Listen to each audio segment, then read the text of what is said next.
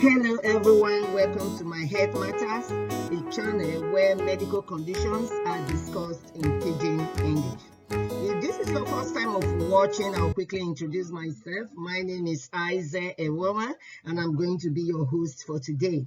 Just a quick reminder, do not forget to subscribe, like, and share.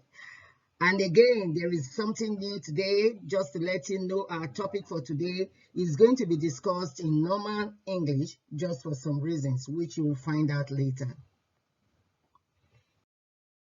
So like I said, our topic of today is going to be on chloroquine phosphate and hydroxychloroquine and coronavirus. Some time ago, we did put up a video on coronavirus. So if you've not watched it, I would advise you go and see to it.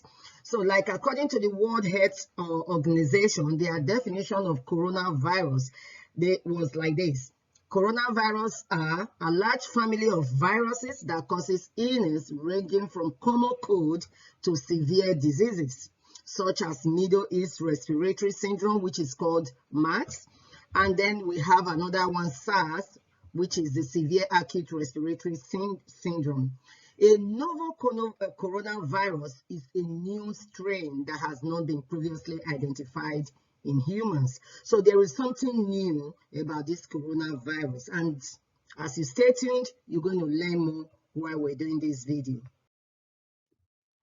So why we put up this video is as a result of a video that is circulating around among our African community, saying that the cure for coronavirus has been found, which is chloroquine phosphate.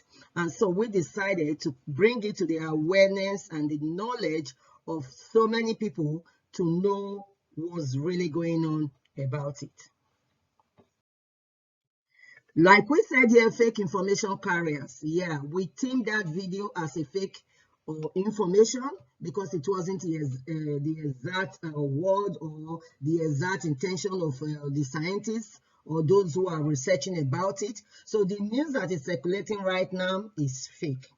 So what we're saying here, stop this act now. If you don't have enough evidence, if you don't have any evidence, then do not spread it, do not share it.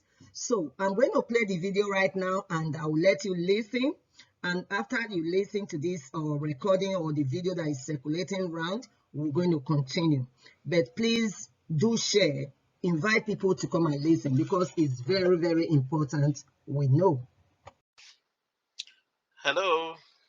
The above video proves that some French doctors, together with some Chinese doctors, came out with a solution to the coronavirus.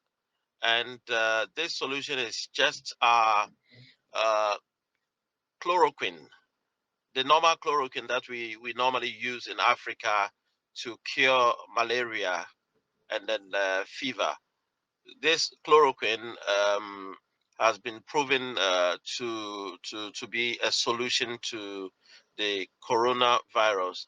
I mean, chloroquine is able to counter and overpower the coronavirus. So this is good news. Today is 27th of February. And in fact, on my side, I just got this video. It's almost 5 p.m. in Paris. So I said, let me do this English commentary because the video is in French. So whoever hears this information, please try and share to other people. Who knows? It may help somebody. And rush to any pharmacy that you can and get yourself some chloroquine because nobody knows when anybody can get contaminated of this coronavirus. And apparently, the treatment should be under 8 days. So you take 500 milligram of chloroquine for 8 days, and then you'll be completely cured of any infection of coronavirus. Thank you. I think everyone have listened to that video. where the guy was claiming that a French scientist and a Chinese scientist have found out, and they have concluded that chloroquine would be very good, or is good for the treatment of coronavirus. So if you see what we put up here, we said all that glitters are not good. So we are advising people to be very careful on what they hear on social media. If you see on the left-hand side of this video, it says Metro. That's a newspaper from the UK. This one was published on the 27th of February, which was last month, that old malaria drugs could be used to treat coronavirus. And I want everyone to underline that word could. If it is could, it doesn't mean that, yes, they've concluded. They are still doing the research. So we don't want everyone to go out there and say, oh, let me go and buy chloroquine, or, to go and buy chloroquine. Let me use that word for now. So we have to be aware of half-truth. You may have gotten hold of the wrong half of whatever is going on. So it might be not the correct information. So we have to be very careful. So now we say spot the difference. There are two different types of chloroquine. There is the normal chloroquine, and then there is hydroxychloroquine. So if you're watching me, if you can pause your video, just try and spot the difference.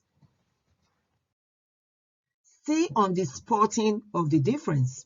If you look on the left-hand side, you have Nevaquine tablets, which is a chloroquine sulfate. And then on the right-hand side, you have hydroxychloroquine, which is also a sulfate, because there are two different salts. Fine. There is a difference between these two chloroquine. So when information is being passed out, according to the guy who was on the video, who was talking on that video, he said chloroquine. He never differentiated between chloroquine and hydroxychloroquine. And as you stay tuned, you will see the difference. Now, chloroquine is used to prevent malaria and amoebiasis. Now, hydroxychloroquine is a less toxic metabolite. It's a metabolite of chloroquine. So we got hydroxy from chloroquine, and it's used to treat rheumatoid or rheumatic diseases such as rheumatoid, or what we call rheumatism, and other type of rheumatoid arthritis or idiopathic arthritis. So fine, these are two kind of different chloroquine. So which one is that guy talking about? That's why I said that you could have gotten hold of the wrong part of the truth. He just said chloroquine, and we know Africans as we are. We can now start going out there because they say, oh, chloroquine is curing it. Oh, let me go and buy chloroquine and keep. Which of the chloroquine are you buying? So, what is chloroquine phosphate? We've seen chloroquine sulfate. So, like I said, it is a two different sorts. Now, let's take chloroquine as a drug. It is indicated in medical world, we use the word indication. That is, it is licensed to be used for the treatment or prophylaxis of malaria. When I use the word prophylaxis, I'm talking about prevention of malaria. And it can also be used to treat active rheumatoid arthritis. But when it comes to being used to treat active rheumatoid arthritis, it has to be administered by an expert. A medical doctor will be the one to initiate it and to monitor you. And then there are also other unlicensed use of chloroquine. So chloroquine is not just a drug that one would take or look at or treat as if, or use as if we are using paracetamol. So please, let's be careful. As we go on, we learn more. Now, moving on. When it comes to the word chloroquine drugs, the doses are regulated. For rheumatoid arthritis, I just put a sample here. If you're taking it orally for adults, it is 155 milligrams daily. Then you have, which means you have a maximum of 2.5 milligram per kg per day. So before you take chloroquine for rheumatoid or for whatever, your body weight has to be taken into consideration. So you see, going to buy chloroquine by yourself or self-medicating on chloroquine on your own is you doing yourself more harm than good. So let's be careful with the information we pick from the street. And then when you now look under the red one, it says prophylaxis for malaria, that's prevention for malaria for adults, body weight of 45 kg and above. Then you have 310 milligram once weekly. So it's not something you just go and buy. You have to really seek the advice of a medical practitioner, of a healthcare professional before you take it. And if you're living abroad, you said, okay, I'm traveling to, like, for example, you want to travel to Nigeria, they will have to look at the zone and then they will tell you, okay, this, you're going to a malaria zone. All right, fine. Before you go, start 1 week. You have to start your treatment 1 week before entering into Nigeria. And then you take it 4 weeks. Even after you leave Nigeria, you're back to abroad, you still have to continue for 4 weeks. So chloroquine drug or chloroquine phosphate or hydroxychloroquine is not a drug we just have to go and say, oh, they said chloroquine is good. No, you will see why as we carry on. Now, looking at chloroquine and eye condition, before starting chloroquine phosphate or before starting chloroquine, there is what they call baseline monitoring. So before your doctor or your healthcare professional who is looking after you puts you on chloroquine, there are some tests, there are some baseline tests which they need to do, like the OCT test, Ansler chart test, fundus photography, color vision test, direct or indirect ophthalmoscopy. All these things have to be looked into before you do or before they put you on chloroquine. And after this, and they initiate you or they start you on chloroquine 6 months after, you have to come in again for a control because the side effect, it's bad to the eye. It is toxic to the eyes. That is why it has to be monitored closely to know what's going on with you. So please, let no one just say, oh, I've heard it. It's circulating around. I'm going to buy mine. Do not buy it. You are not helping yourself. You are indirectly harming yourself because you will not know how to do this baseline yourself unless you see a qualified optometrist that will actually do this test for you. So please stop self-medicating and stop relying on fake information that is circulating around. How much is overdose? When chloroquine is overdosed, it's very dangerous. And there's something I want to emphasize here. There is a very thin line between the therapeutic effect and the overdose, the toxic effect of chloroquine. That is why you have to be very, very careful when you're using it. So, like I put up here now, chloroquine is very toxic when it's overdosed, when you overdose with it. Overdosage is extremely hazardous and difficult to treat. Urgent advice from the National Poison Information Service is essential. One, if you overdose on chloroquine, it could lead to life-threatening features, including arrhythmia, which can have a very rapid onset, and convulsion, which can be intractable. So please let us not be harming ourselves unknowingly or getting information from the street without actually talking to a qualified healthcare professional. There is something I want to bring into your attention again. Before people are started on most drugs abroad, what we do is first, we want to look at the safety information. You want to read the cautions because every manufacturer will put cautions there. And then, like I said, I spoke about the eye test that has to be done. This one, screening of retinopathy in adult, this information was put up by the Royal College of Ophthalmologists in the UK. And this is what they've recommended, that before you start, there must be a baseline examination, which includes those tests I have touched on before. And then if you started 6 months after, 6 months to 1 year, you have to come back, especially if you're going to be on chloroquine for a very long time. And why I'm emphasizing this, you know, where we are from, back home in Nigeria, many people, malaria is a common thing. So malaria can affect someone this week, and the other week is okay. The next week is malaria again. And then maybe this patient is being treated with chloroquine. So it's like indirectly or directly, you are on a long-term use, using it off and on, off and on. So there could be, I'm not saying there is, or there's going to be, but there could be some harm that's happening, but then you really have to monitor and control yourself. And you that is listening to me, you might not be a doctor, you might not be a medical practitioner, you might not be a nurse, but it is better you know, because if you are well informed, you will make an informed decision. You will make a good decision. When you are talking with your doctor, you will know what you're talking about. You don't just let the doctor dish out all he knows on you. You too have the right to ask questions, because it's your body he's dealing with and not his.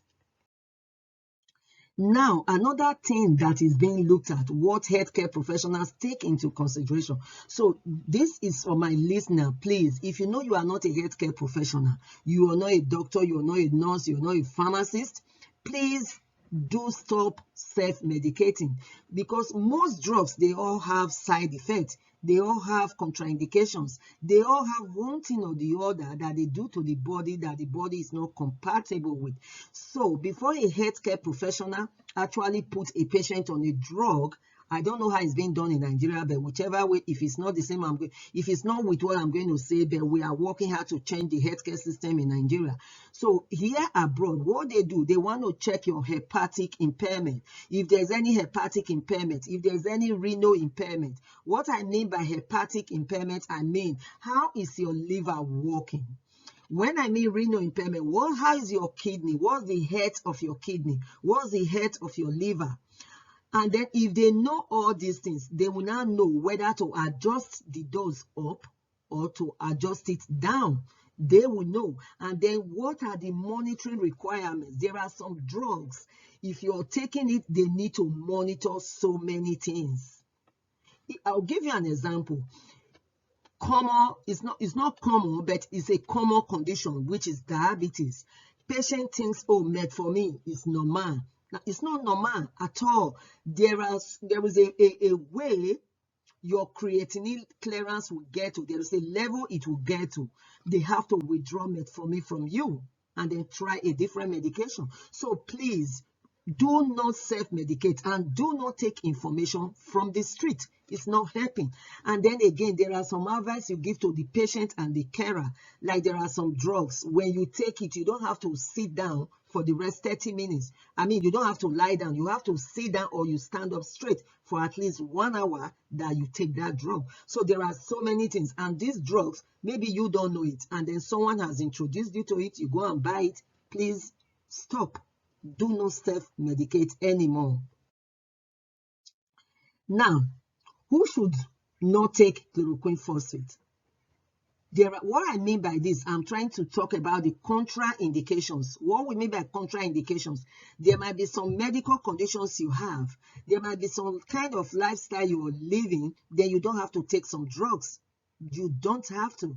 Like, for example, I'm not going to name, or I'm just going to touch on some. Like, for example, someone who is anemic, you can't just say, oh, I want to take chloroquine phosphate or I want to take chloroquine because they say chloroquine is good. No, if you are anemic, you have to be careful when taking chloroquine. Or if you are someone who has a liver problem, you have to be very careful.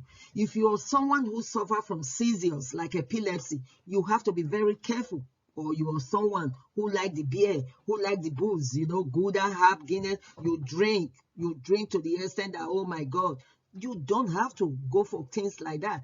And it's not just chloroquine. I mean, most drugs, you don't have to.